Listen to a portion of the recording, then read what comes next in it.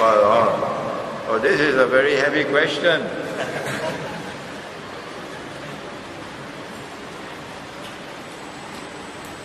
You're forcing me now to enter into Islamic eschatology. Yes. Or ilm akhir zaman. I'm writing a book on Dajjal. But for the last year and a half, I've not written even one line. Because I'm now receiving more than 100 emails every day from all over the world. And sometimes I receive an email and it breaks my heart. It breaks my heart.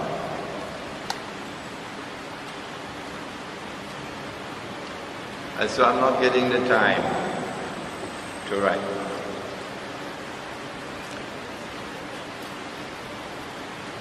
Has modern Western civilization emerged by chance? Is it an accident of history? If modern Western civilization can emerge in history by accident, then I say that a cow can also jump over the moon. Yeah. Well then, if it did not emerge by accident, what is there which can explain the emergence of this amazing civilization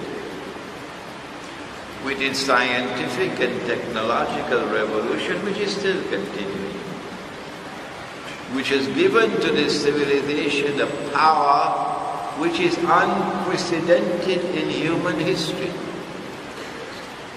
that all of the rest of mankind combined, including Saddam Hussein, cannot match the power, the military power of modern Western civilization. Is this by accident?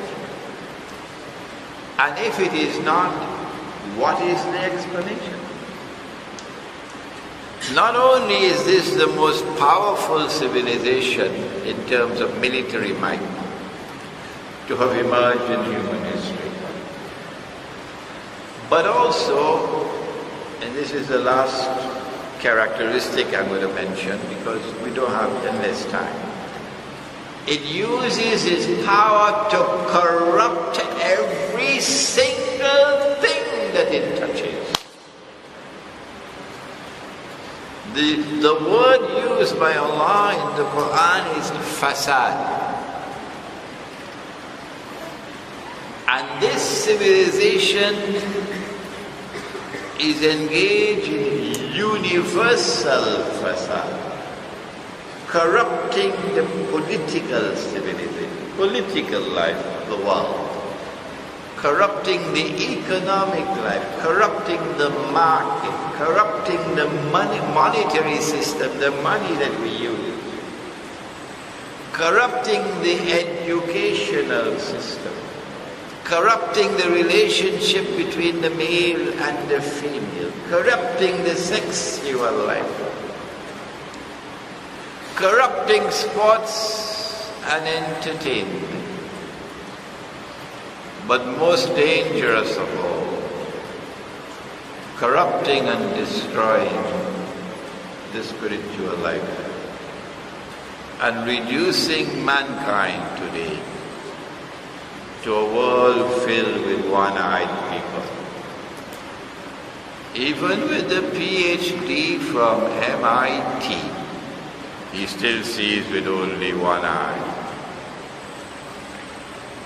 What is it that explains this universal facade? Let me use the term in the Quran.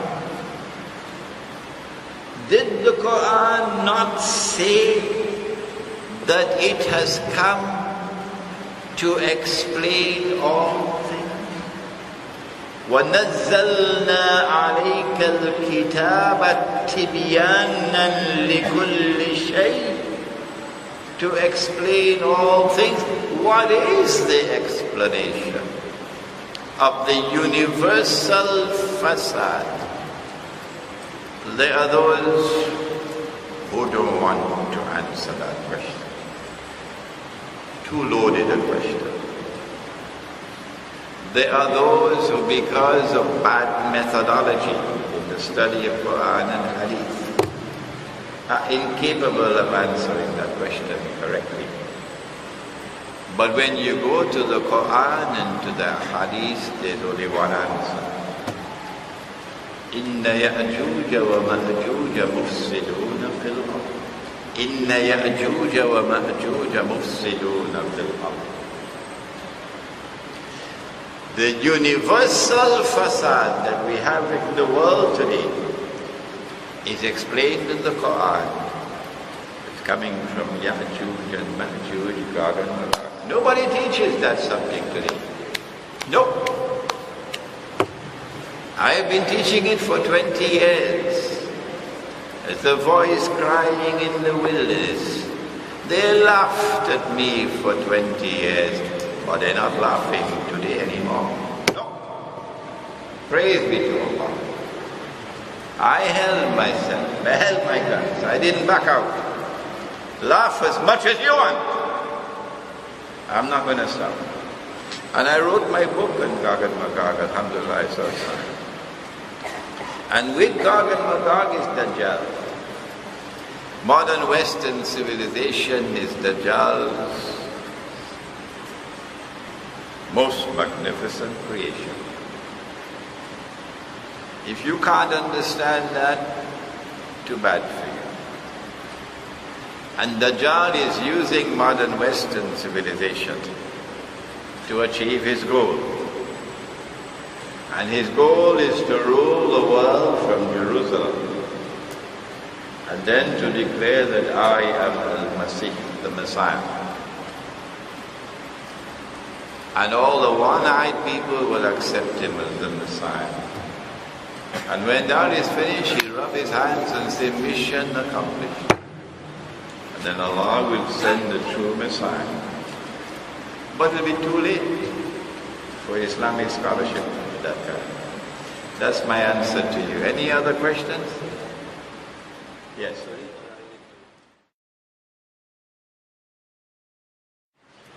If we are not to take help from NATO and from NATO's client Saudi Arabia and NATO's client Qatar, if we are not to take help from these people and call for no-fly zone, because now you have told us what is the Quran. We didn't know it before, now we know it. And we want to make tawbah. What should we do? If we are to get rid of those who rule us today and who are dictators? The answer is, whoever you turn to for help, and you launch an armed struggle anywhere in the world as Muslims, NATO will destroy you. NATO will destroy you. You're not allowed to do it. The only ones you can turn to for help are your worst enemy. Will you enter into the embrace of your worst enemy to achieve this goal? Is that the Sunnah? My heart is bleeding, and that's why I raise my voice, because I know what's coming for Egypt. Ikhwan doesn't know it. Morsi doesn't know it. He has an engineering degree, President of Egypt. He doesn't know it. He doesn't even understand up to now why the attack on Gaza took place. I don't know whether he understands why the 16 Egyptian policemen were killed in Ramadan. But I understand. You cannot succeed as Muslims in any armed struggle other than one, unless you go into NATO's arms and take help from NATO. And if you do that, after what I have said, I don't want to see your face, I don't want to hear your voice, stay away from me, you're not my brother. The only armed struggle that we will succeed in is the one in which there is guaranteed success, guaranteed by Nabi Muhammad alayhi salatu wasalam. Did he not say, لَتُقَاتِلُنَّ الْيَهُودِ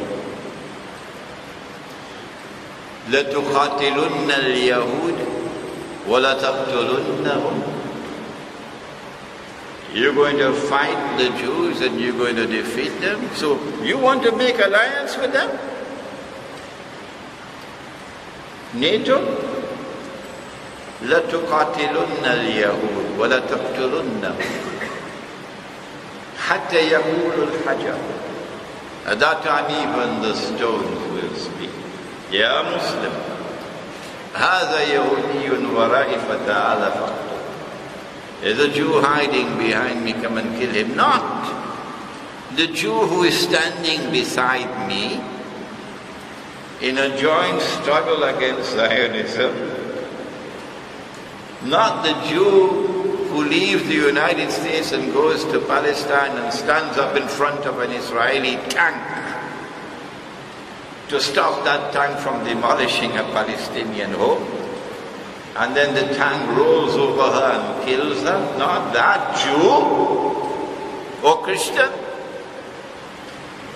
The Prophet is speaking about those Jews who are oppressors. Oppressors. And not all Jews are oppressors. So my answer is, it is only that struggle which will succeed. If you cannot go to Khorasan yourself and join in the armed struggle, because they don't want you, because they don't know whether you are friend or spy. And they cannot have in their ranks those who don't speak their language. It would be strategically dangerous for them. So if they accept you in their ranks, alhamdulillah, you join the jihad. But if not, you can support the jihad in many other ways. That's the only one with a guarantee of success, yes. A question about fractional reserve banking and Islamic banking. Allah is Al-Razak. He is He who creates wealth, Al-Ghani. And in the Quran He says that He is Badi'u Samawati wal Ard. He's not only Fatir, He's not only Khaliq. Khaliq is the one who creates. Fatir is the one who originates from point of origin. But Badi is more than that. Badi'u Samawati wal Ard means He creates from nothing. Only Allah creates from nothing. Creates wealth from nothing. But our enemies today are creating money from nothing. Thanks to the scholars of Islam. Thanks to the scholars of Islam, who will not raise their voice. None of them will raise their voices. Praise be to Allah for one or two. The Imam of Masjid Al-Aqsa in Jerusalem just made a statement. He agrees with me on money, alhamdulillah. What the enemy does is that he is creating wealth out of nothing. Fractional reserve banking is one of the ways in which they do it. That if a bank has so much money in its books, it has 10 ringgits in its books, it owns 10 ringgits. Don't ask me how it got the 10 ringgits. concerned. That's a different story. Now it can lend the 10 ringgits on interest, which of course is haram. But the bank does not lend 10 ringgits on interest. It lends 1,000 ringgits on interest. So where the other 990 ringgits came from? It came out of thin air.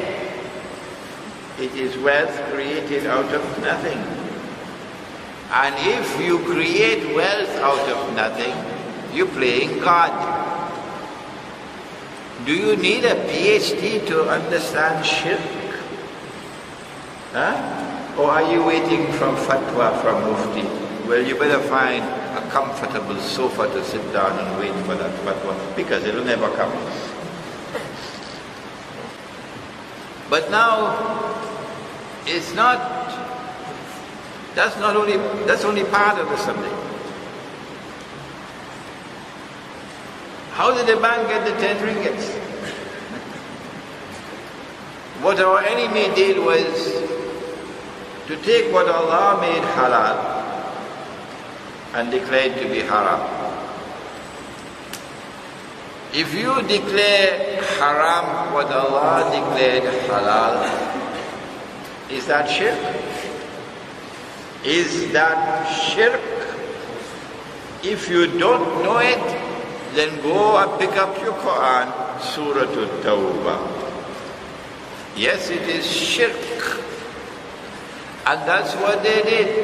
And if you accept it and follow them in it, you are also in the shirk, the monetary system.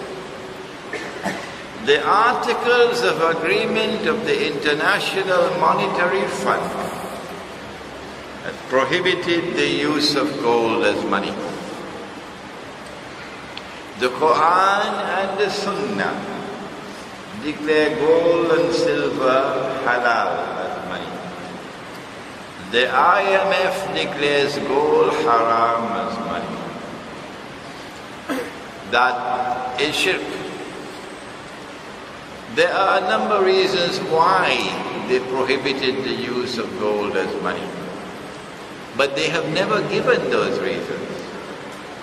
And if you ask them, why have you made gold prohibited, they'll never tell you why. Never. Up to now, you'll not find any written document anywhere. 2 days ago in our conference on riba, my lecture is on the internet now. You will find where I offered some explanation why they prohibited the use of gold as money. And one of the reasons was so that they could introduce their bogus money and have their bogus money stable. If you have gold alongside the bogus money will collapse. So they started printing paper and then giving to the paper a fictitious value.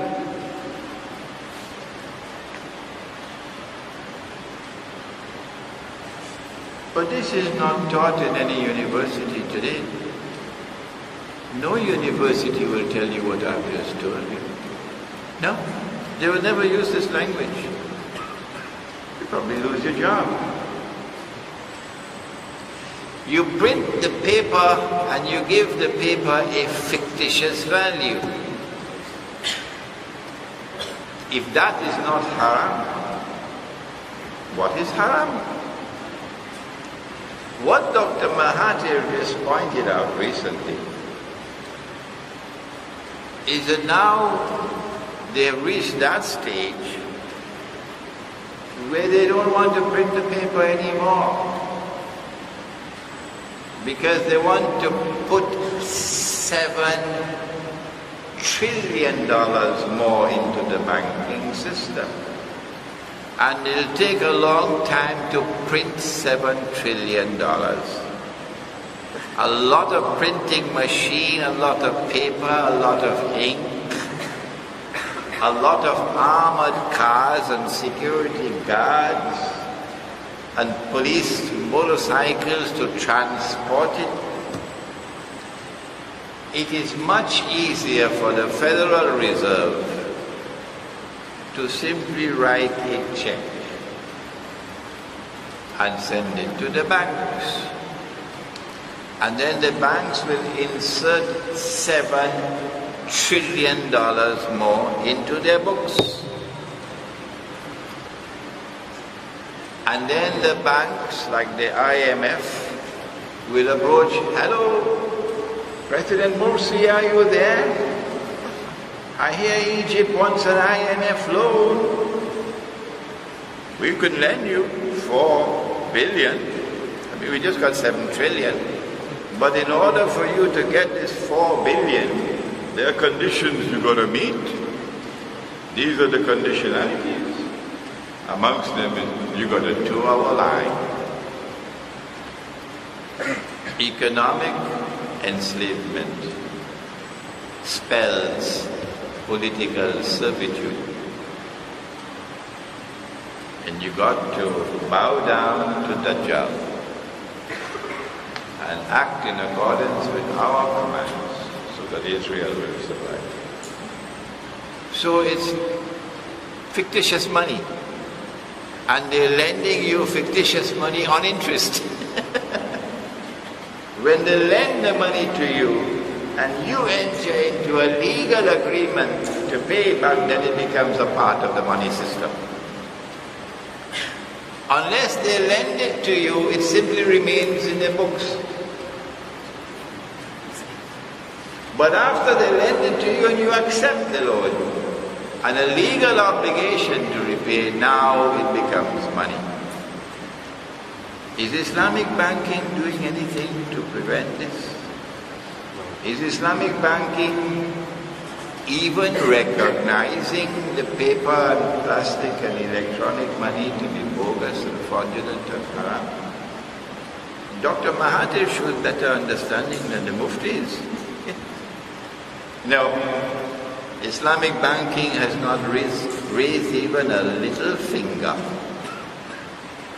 Not even a little finger to expose the monetary system as bogus and fraudulent and haram, and to call for the return of gold dinar and silver dinar.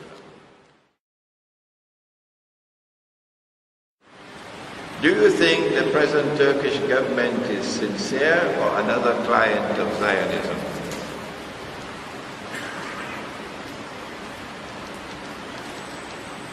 I no longer identify myself as a Sufi. No. I've stopped that. I've said Sufism is al-Ihsan. Al-Ihsan is the highest stage of Islam. And I want to be confined to the Quran and Sunnah. If it's not in the Quran and Sunnah, I don't need it. One of the reasons why I have done that is because Turkey has powerful Sufi movements. And if you have a present Turkish government today in power, the Sufi movements in Turkey have played a strategic role. Those Sufi movements in Turkey, and these words are going to reach them, and the government which represents them today, are comfortable as members of NATO. Not only are they members of NATO, but they seem to be proud of being members of NATO. And they're acting on NATO's behalf. They did it in Libya. As soon as the Libyan government fell, the first visitors were the British and French prime ministers on behalf of the Zionists. Guess who was the third? The Turkish prime minister. Yes. So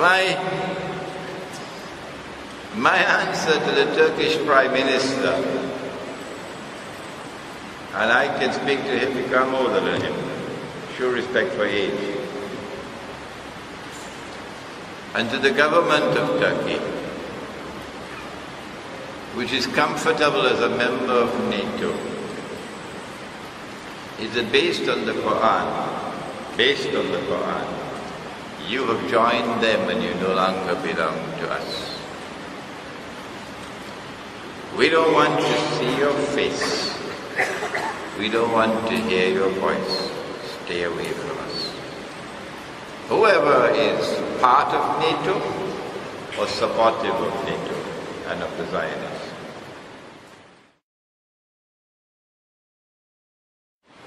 When I give an opinion in which I interpret anything like a hadith, you will bear testimony to the fact that I always say to the people, do not accept my opinion. Is that true? I always say, do not accept my opinion unless and until you are convinced that it is correct. I can make mistakes. And if you uncritically accept everything I say, then you might perpetuate my mistake. But praise be to Allah for that student who can come and be my student, and tomorrow he can correct his teacher. I'll be proud of him. So I have interpreted the hadith about Dajjal, that when he is released, he'll live on earth for 40 days. يَوْمٌ كَسَنَةٍ يَوْمٌ كَشَهْرٍ يَوْمٌ كَجُمْعَةٍ وَسَائِرُ أَيَّامِهِ كَأَيَّامِكُمْ. One day which will be like a year, one day which will be like a month, one day which would be like a week, and all his days, meaning all the rest of the days, like your days. I recognize this to be religious symbolism. Like that the river Euphrates will uncover a mountain of gold. In the Riba conference, I made a presentation based on this hadith. And the world of Islamic scholarship now has only two choices. Either you hold on to the literal view that the mountain of gold is going to come out of the river, or the explanation which I have given, there is no other. There is no other. My explanation is that the Prophet ﷺ was saying that out of the Euphrates River, underneath the river, will emerge something in very large quantity which will function as gold. And that is oil. And when oil began to function as gold in 1973, the petrodollar was born. And today the petrodollar is the tightest rope around our neck.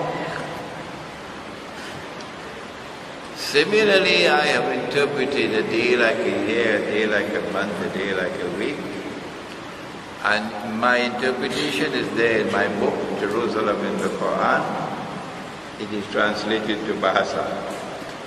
It is translated to Arabic, it is translated to French, it is translated to Spanish, it is translated to Urdu, it is translated to Bengali, it is translated to Bosnian language.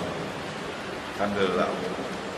That when Dajjal was released in a day which is like a year, among other things, the world experienced Pax Britannica. And Pax Britannica gave the world the British sterling pound as the international currency. If you have studied monetary economics and you have another explanation, let me know it. And then the mysterious transformation took place from Pax Britannica to Pax Americana. And the US dollar replaced the sterling pound. And I say a day which is like a year ended and a day which is like a month replaced it. This analysis and interpretation was given about 12 years ago in my book Jerusalem and the Quran. And now we are located at that moment in time when Pax Americana is on its way out and Pax Judaica is preparing to replace it, namely Jewish rule over the world, Israel. I am not saying that I want Israel to rule the world. That's not fair. That's not what I'm saying. I don't want that to happen.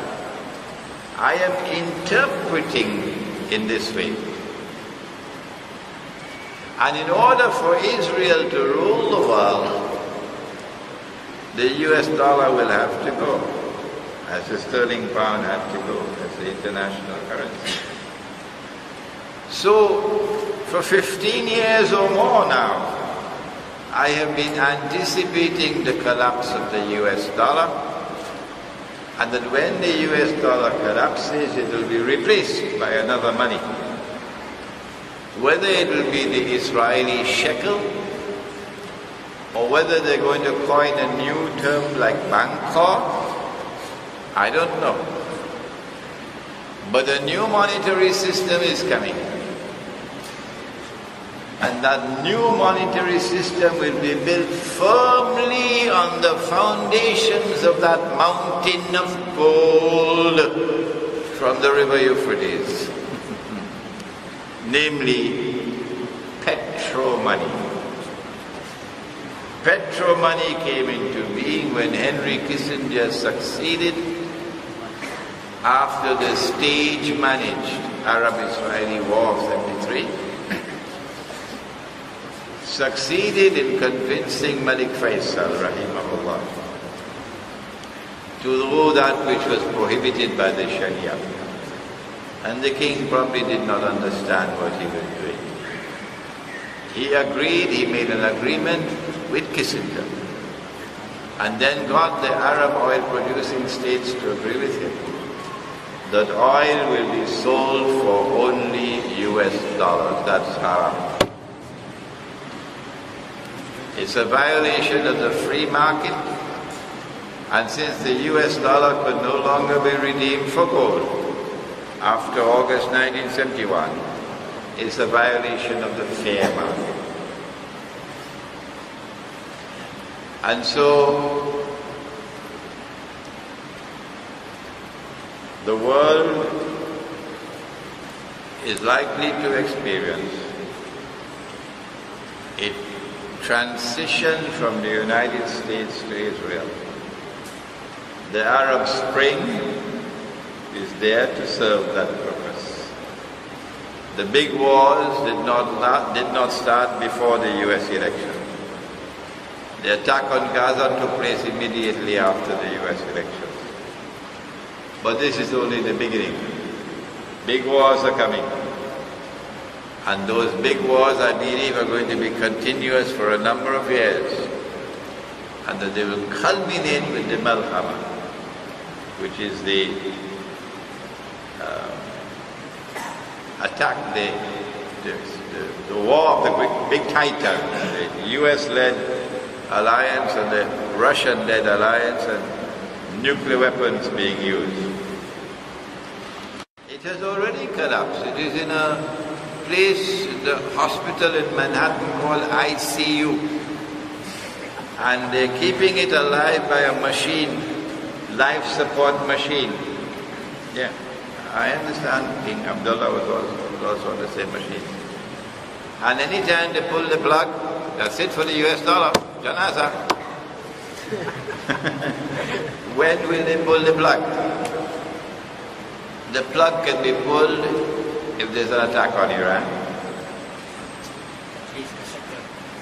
a Turkish attack on Syria, an Israeli attack on Pakistan, an Israeli attack on Iran, on Egypt, Syria,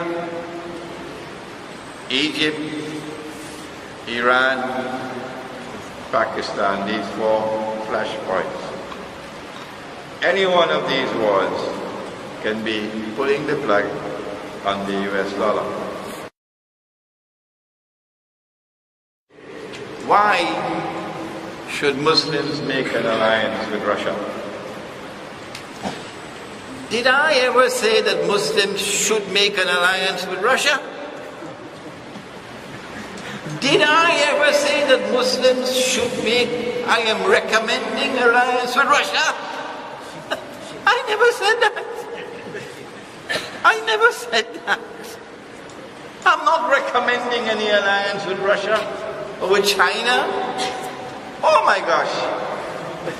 I said that a man named Muhammad sallallahu ta'ala alayhi wa sallam, he said, not me, he said that you will make an alliance with Rome. It's there in the hadith. And I analyzed it, if you allowed me to. And I said that prior to the revelation of the Quran,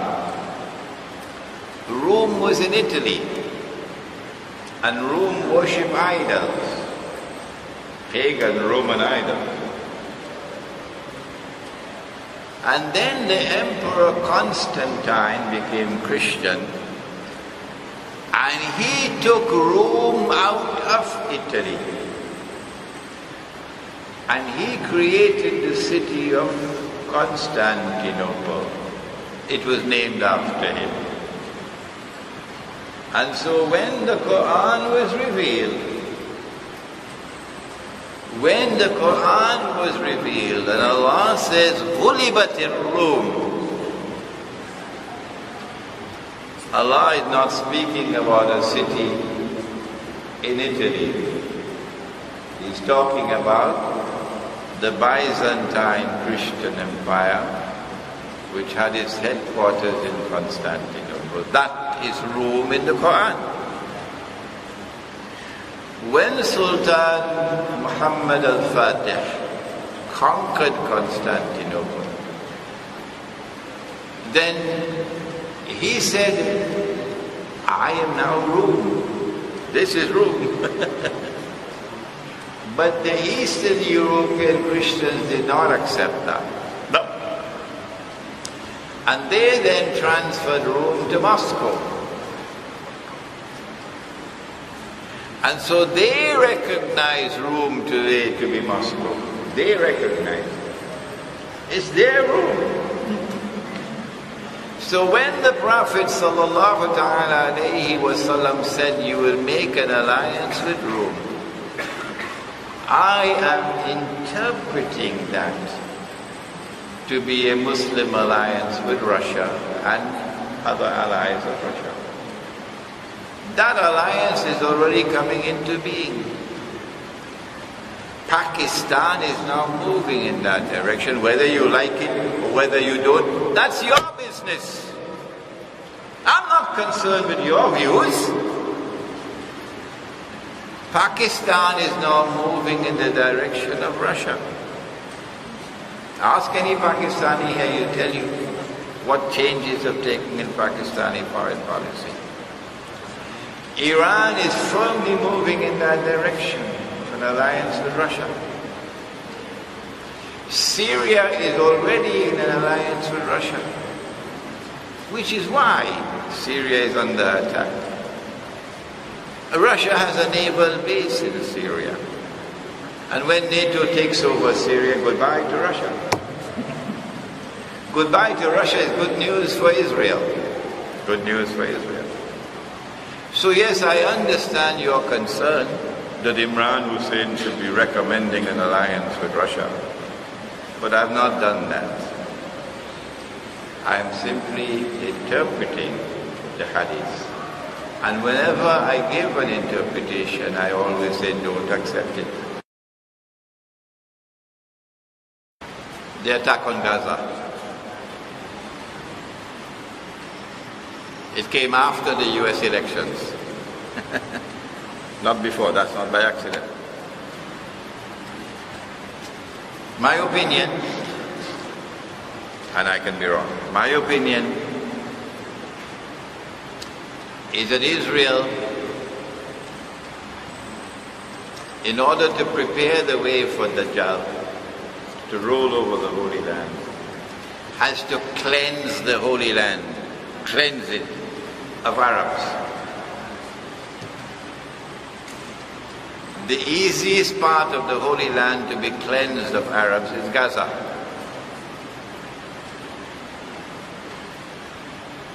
Four years ago, the blistering attack on Gaza, with Hosni Mubarak blocking the way to Egypt,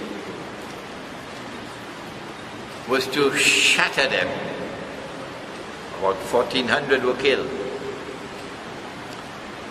But the next attack on Gaza must be 10 times more ferocious than that one. But this time you must have Ikhwan al-Muslimun in charge of Egypt, firmly in the saddle. So you've got to do something to get rid of the military as an obstacle. And they did it. You've got to do something to get rid of the legal establishment as an obstacle. And they did it. And so Morsi is now firmly in charge. Ikhwan is now firmly in charge. The boat is rocking a little bit, but they're still firmly in charge. So when the attack on Gaza takes place, it will be so ferocious that Egypt will have to open the doors. And you'll have something called Exodus. Exodus is a book in the Bible and the Torah. Exodus. Mean a mass movement of people fleeing out of Gaza into Egypt. And whoever is so brave to remain in Gaza, it's just a mopping up operation. And in this way, Israel will be able to say, mission accomplished. We have cleansed Gaza of the Arabs.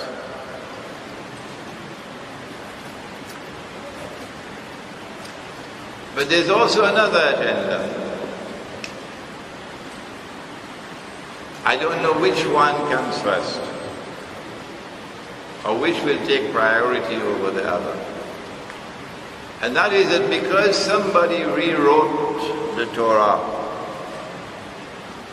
to put into the Torah that Al-Ard al-Muqaddasa, the Holy Land, extends from the river of Egypt, which is the river Nile, to the river Euphrates, the Furat.